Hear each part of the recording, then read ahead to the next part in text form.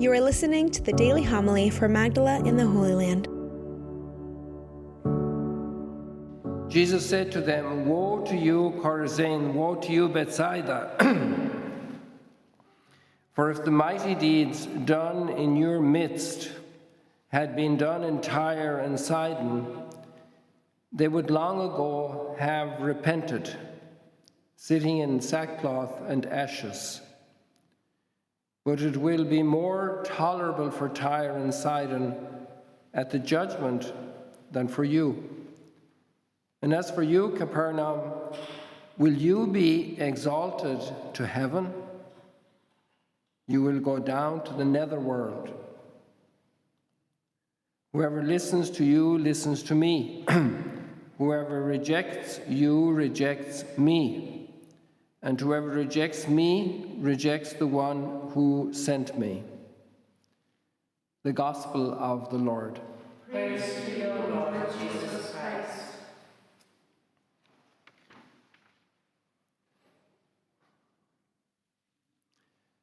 We missed yesterday's Gospel because of the special Gospel for the Feast of the Guardian Angels. And we're in Luke chapter 10, sending out the 72 with the instructions for how they were to carry out their mission about entering towns and so forth, and what they are to take with them and how they are to leave if they're rejected. And now we continue reading here basically in continuity, exactly in continuity, when Jesus himself is rejected. And he said, "No disciple can be greater than the master." And something about the devotion to the Sacred Heart is very strongly involved with rejection. That Jesus is rejected, that his love is not reciprocated.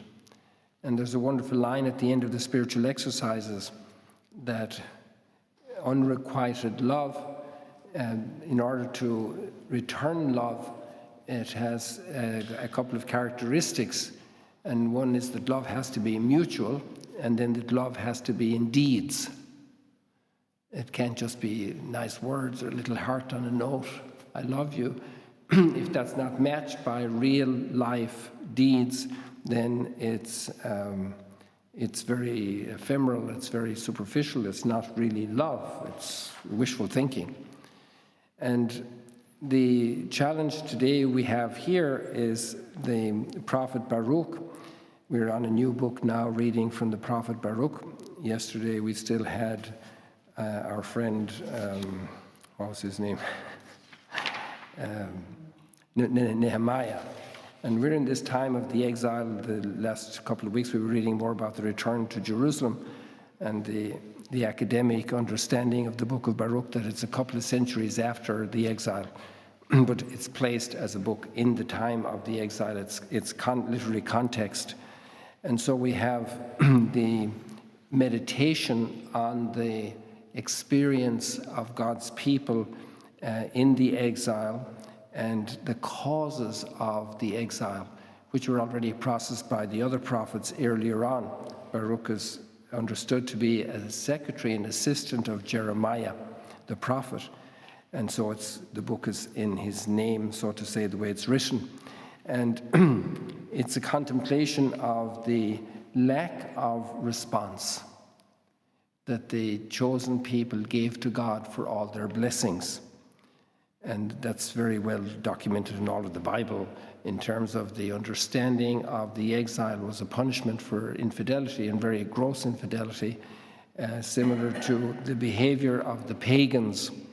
And so Baruch is dealing with that here, and how they were punished, and now they're coming back and they want to change. Their heart is turning. And the devotion to the Sacred Heart is very much in that line. It's calling to us, in a certain sense, to have compassion. Our love needs to respond to God's love for us, the love that Christ gave to us on Friday as we remember his passion and death on the cross. Then this moves us to want to respond, to want to recognize his love. If somebody makes a big sacrifice for you and you act like nothing ever happened, you don't recognize, you don't even say thank you, then that's a grave omission. It's a grave lack of correspondence, of responding to that generosity of that person. And so in the case of God, we're just totally blessed from the foundation of our lives to all the providential gifts we receive through our lives. We go through trials, but we're also sustained in those trials. If we have a life of faith and hope and love, then no matter what our trials are, God has sustained us to keep us persevering in faith and hope and love.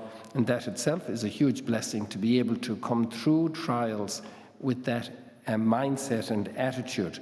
And so I think it's a nice key to see these readings in this way. And when our Lord spoke to Margaret Mary Alacoque, it was in those terms: see how much I have loved and how few respond. And he was actually talking about the religious, about the intensity or lack of intensity of love of consecrated people. And we are supposed to be, let's say, more intensely devoted to our Lord. And so in that sense, we can find here in Chorazin and Bethsaida, the villages here at the northeast of the lake, how they are not responding to Jesus' gift, the gift that he's giving them here at the Sea of Galilee. And so that becomes a call to our hearts today to respond to Christ. Maybe that's part of the human condition, that our hearts get hardened, that we have, for different reasons, tiredness, routine, a lack of awareness, we become dried up, and we need moments of renewal. And maybe it's part of the history of the church. There are periods when whole cultures go tired and estranged from Christ, from the sacraments, from the church. Maybe that's part of the time we're in. It's a challenge to renew. We need to ask for the grace. If we find ourselves in a hardness of heart interiorly because of incidents that have happened, because of deeds of selfishness on our part, then our heart dries up. The person who does good physical exercise, goes to the gym, runs, does different sports, swims, cycles, the first days are hardest. But then after a while, they're in condition. And the same thing spiritually, we can get hard of heart, and we need to do the exercises, the spiritual exercises, the effort to pray. And that's actually, even if our prayer doesn't have a lot of consolation in it, but we make the effort, we try, we show up, we're there to do it, then that opens our heart, and God will bless us. To come through dry times is also a great grace, and we can pray for that for many people today.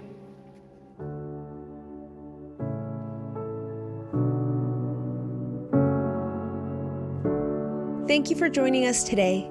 If you want to learn more about Magdala, follow us on YouTube and on Facebook.